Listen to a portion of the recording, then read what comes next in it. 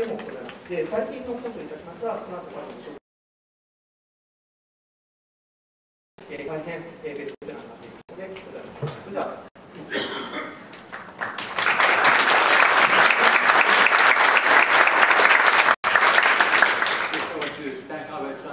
organizing this conference, and even more so for being such a strong supporter for Scratch and the Scratch community here in Japan.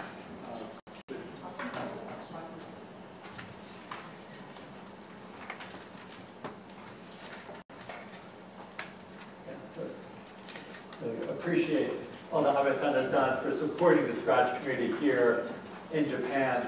It's funny seeing the pictures from through the years. It brings back lots of memories of previous visits to Japan. In fact, I remember, I think I took this picture about 10 years ago when the Lego Redo was being introduced in Tokyo.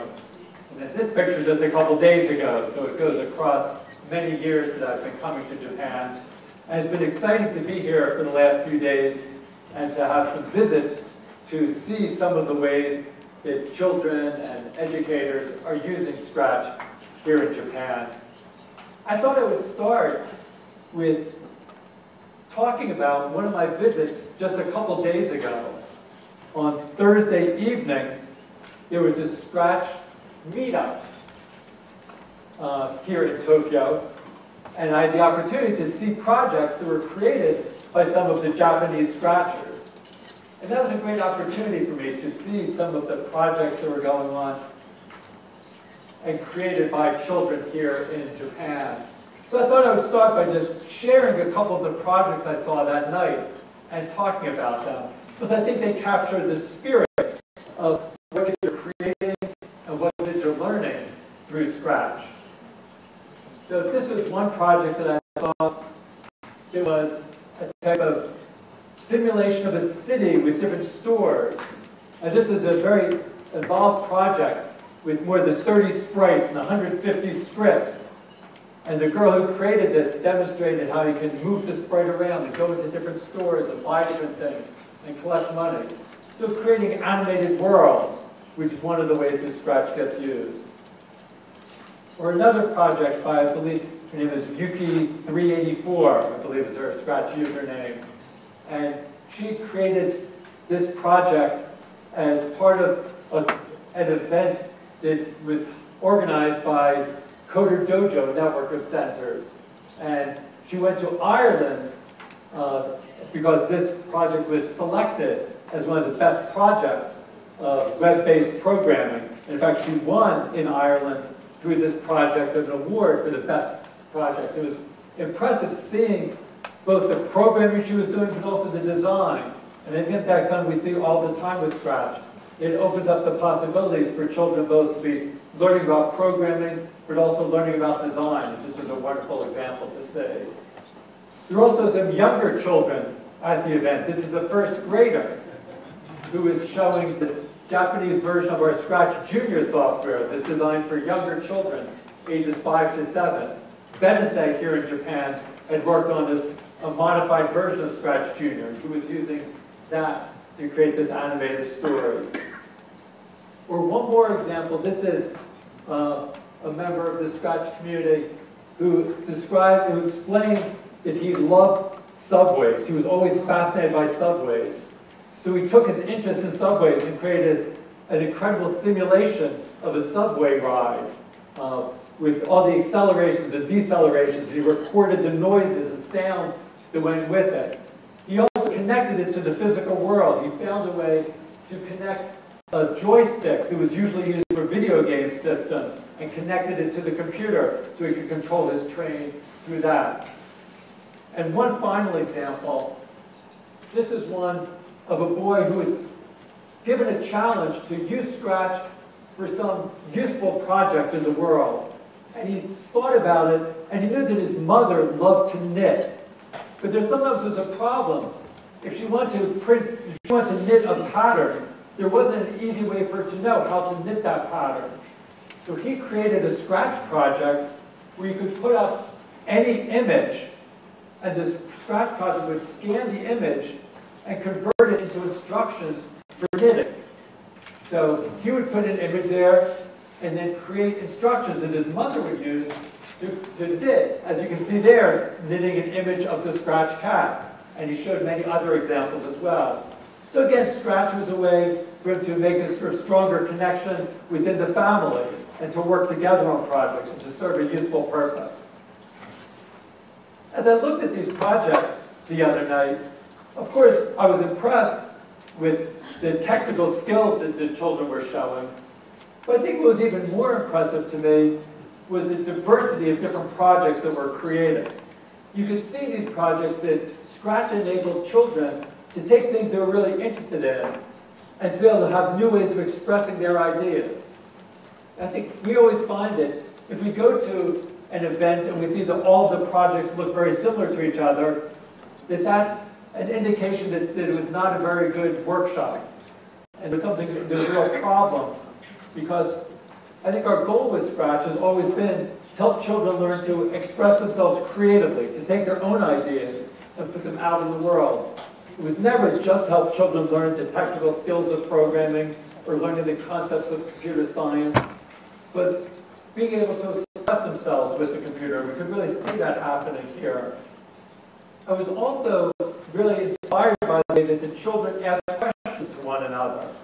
After each one would demonstrate what they were working on, that there would be questions from the audience. And the questions were so authentic and genuine that the children really wanted to know, how did you do that? What would happen if you tried this? Did you ever think about doing it that way? So there was great conversation that went on in the evening. And that's also something we've always been looking for with Scratch. It's not just about an individual working on a project, but a way to bring people together, to share ideas with one another, to build on each other's ideas. So I think we can look at this as an example, these projects from the other night, to look at the question, well, what is it that children are learning as they create with Scratch? As I think about the children that I saw on Thursday night here at the meetup in Tokyo, I think they were learning many different things. Of course, as they were working on their Scratch projects, they were learning to reason systematically. To put together these types of projects, you need a type of logical thinking to have an idea, to break it down into simpler parts. So there are various problem-solving strategies and logical thinking that comes about as the children are working on Scratch projects. And of course, I think that's important. But I think that's too often when we introduce coding to kids, that's all that we focus on. We think it's only about learning technical skills and problem-solving strategies. And that's useful, but with Scratch, we always want to go further. As I said, I think I saw the other night, the children were also learning to think creatively. If you think about those different projects, in each case, the children were taking an idea, starting just with a simple idea and turning it into a project and modifying it and refining it. And you can see that the way that they come up with such a variety of different projects. Everything from the animated city to the subway simulation to a knitting program. That range of projects shows that the children were learning to think creatively, to come up with their own ideas. Too often, in coding classes, everyone is given the same problem, and they all try to solve the problem, write a program, and then they're told if they're correct or incorrect. And they're often even told, even if their program works, they're told, no, you should make it more efficient, and that's the goal, is to make a correct, efficient program. And of course, there's a value of making programs that work. But for us, it goes beyond that. And I think for these children, they were not motivated just to get the answer to a problem. They were motivated because they cared about the project they were working on, took an idea, and expressed it creatively. And then also, the children were learning to work collaboratively. So we saw the way that they asked each other questions and built on each other's work. And even in the stories they told, with Yuki 384, with her project, we saw the project she created, which was a puzzle game that she won the prize on. But maybe one thing that impressed me even more was when I talked to her afterwards, she explained that she had also started a club where she invited younger children in to help them learn to code. And we see this happening a lot with Scratchers, where Scratchers will help other Scratchers, and they'll give back to the community. So it's not something they just do on their own, but share with others. Of course, that's one reason we launched the Scratch online community along with the Scratch programming language. we launched them together. So it was in 2008 when we first launched, 2007 when we launched Scratch. We launched the programming language integrated with the online community right from the beginning, because we felt that to work together with others was going to be an important part of the learning experience. And that wasn't typical for programming at the time, but we thought it was really important for children to be able to learn with and from one another as they were coding. That was an important part of the experience. So the children growing up, the children that I saw on Thursday night, will they grow up to become professional programmers? I don't know. Some of them might, some of them might not. They certainly were off to a start with the skills they were developing. But to me, that's not what's most important. You know, I really don't care so much if these children become professional programmers, but more the type of skills and strategy and ways of thinking that they were developing will be useful to them in whatever they do. The ability to reason systematically, think creatively, work collaboratively will be important regardless of what they do. Whether they grow up to become a programmer, or if they become a marketing manager, or a doctor, or a journalist. These skills are important for everybody in today's society. And I think these skills are even more important today than ever before. This idea of learning to think creatively, I think is more important in today's society than ever before. I think one thing we can all agree upon is that the world is changing more quickly than ever before. The children that I saw on Thursday, they're going to face a never-ending stream of unknown and uncertain and unpredictable situations as they grow older because the world is changing so quickly. So their success and their happiness will be based on their ability to come up with creative approaches to the unpredictable situations that they encounter in the future. So this ability to think and act creatively is at the essence of what it will mean to succeed in today's world and to be happy in today's world. And for me, I hear so much about the era of AI because I travel around. Everywhere people are talking about the era of AI and the new capabilities. And the question of how is it we should help children prepare for growing up in the era of AI. But too often when people talk about that, they think about the technical skills that people might need for the era of AI. But I don't think the technical skills is the most important part. For me, what's important is the era of AI will lead to things changing more rapidly than before. So children will need to be creative, innovative thinkers, able to adapt and change over time. Also, it is true the machines will take over more tasks that are routine tasks, that require just step-by-step following of instructions. In the past, many jobs that people did were just routine tasks that now can be done by machines. So it'll be more important than ever for children to be able to think creatively, to be able to make their own contribution. Now, some people see this as a problem or a challenge, that people will be forced to become more creative in order to succeed. But I don't see it as a problem, I see it as an opportunity. It will allow everybody to become more human. Again, a lot of the tasks that people have done in the past were tasks that are better to be left for machines. We want to make sure that children, that people work on tasks where they really are able to appreciate and express themselves and create things in new ways. The point of this is not just for having economic success, although I do think creative thinking will be very important for economic success in the future, but just as important, the ability to think and act creatively can bring joy and meaning and purpose to life. So my hope is that as children start working on creative projects with Scratch, they'll be learning how they can express themselves creatively to be prepared for a world where creative thinking is more important than ever before. And also that in English all begin with the letter P. Projects, passion, peers, and play.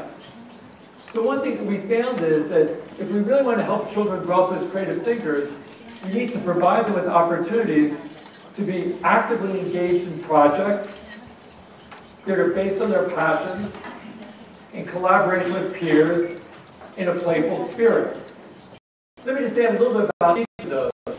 I think project, it's a very different approach. I see that too often in today's world, in schools, children are given a problem to solve, they solve it, move on to the next problem, solve it, move on to the next problem. Through much of our life, as we grow up, is organized around projects. When a journalist writes an article, that's a project. When a business person creates a new product, that's a project. In our everyday life, when you plan a birthday party for a friend, that's a project. So we need people to grow up learning about the project design process. And that's what we want to do, to help people develop as creative thinkers. You need to learn how to start with an idea, create a project based on the idea, refine and adapt a project based on your experiences, and continue to iteratively refine it. So we want people to have the opportunity to work on projects where they learn how to adapt and change and refine things over time. But on to the second P, passion. We know children are going to become most creative when they're working on projects that they really care about, that they're interested in, that they're passionate about. I think we've seen over and over that children, and adults too, are willing to work longer and harder and persist in the face of challenges when they're working on things they really care about. And they make deeper connections to ideas when they're working on things. I think for all of us, when we work on things that are closely connected to our interests, we learn the ideas in a deeper way. They're able to apply them in a richer way because of things that we really care about. It makes things more meaningful and more memorable when we work on things that we care about. We also want to make sure that learning is a social experience. Too often people have the wrong image of learning as a solitary activity.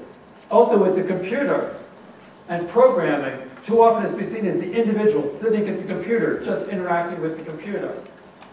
As I mentioned, when we developed Scratch, we wanted it to be a social experience from the beginning, where the people are working together in teams, in a physical place, or working together online.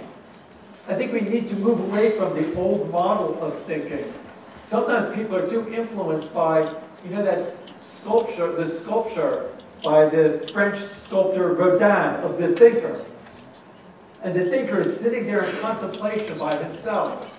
And of course, sometimes it's useful to contemplate by yourself. But I think oftentimes the most creative work happens when we work together with others and we learn with and from others. So we always want to support that type of collaborative experience. And then finally, we want to support a playful approach to learning. And when I say playful, I don't just mean laughing and having fun, although I have nothing against laughing and having fun. When I think of play, I don't think of just an activity.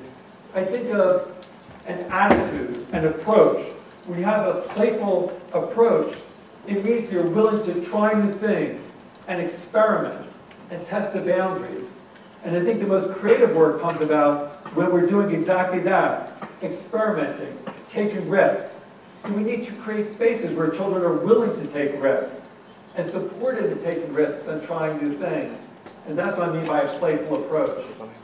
So in all of our work, as we develop the Scratch programming language itself, when we develop the online community, when we develop new activities, when we develop spaces for children to learn in, we're always thinking about how we can support children work on projects based on their passions in collaboration with peers in a playful spirit.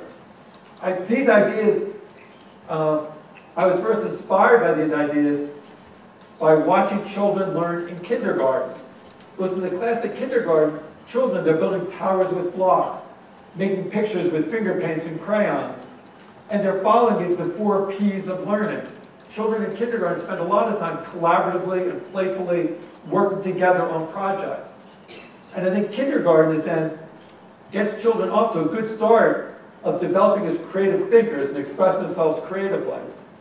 Unfortunately, after kindergarten, children spend a lot of time sitting in desks, listening to lectures, filling out worksheets, and they don't have the opportunity to develop as creative thinkers. Even today, many kindergartens are becoming more like the rest of school, where children are filling out worksheets and drilling on flashcards.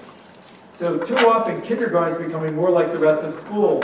What we want to do is exactly the opposite, to make the rest of school, in fact the rest of life, more like kindergarten. In fact, my research group at MIT, the Lifelong Kindergarten Group, and all the technologies and activities we develop, we're always trying to think, how can we take that kindergarten approach to learning and stretch it to learners of all ages? And I think that's going to be very important as coding moves out into the world and into schools.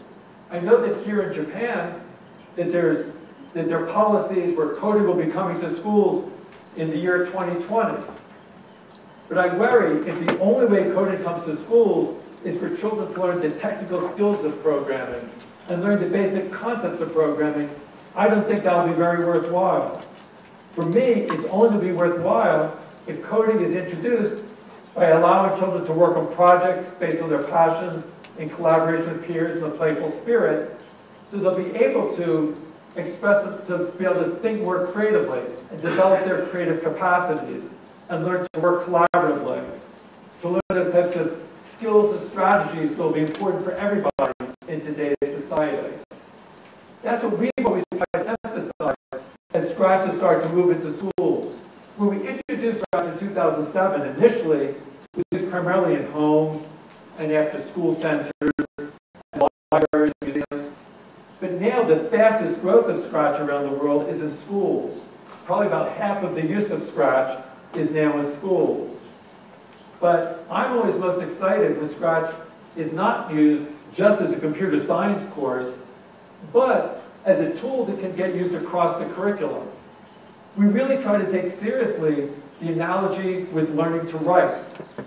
When children learn to write, they don't just use it in their language class, they use their writing in everything they do, whether it's writing a science report or a book report or a history report. They're always using their writing to express themselves and learn other things. And for us, coding should be the same way. Coding should be a way to help children learn to organize and express and share their ideas. Let me give you some examples of how we've seen coding moving into schools aligned with this 4P approach to programming, to learning. So here's an example from India. This was done in a science class where they were studying the layers of the earth. At the end of the studying, the students had to do a final report. And instead of just writing a final report, they used Scratch.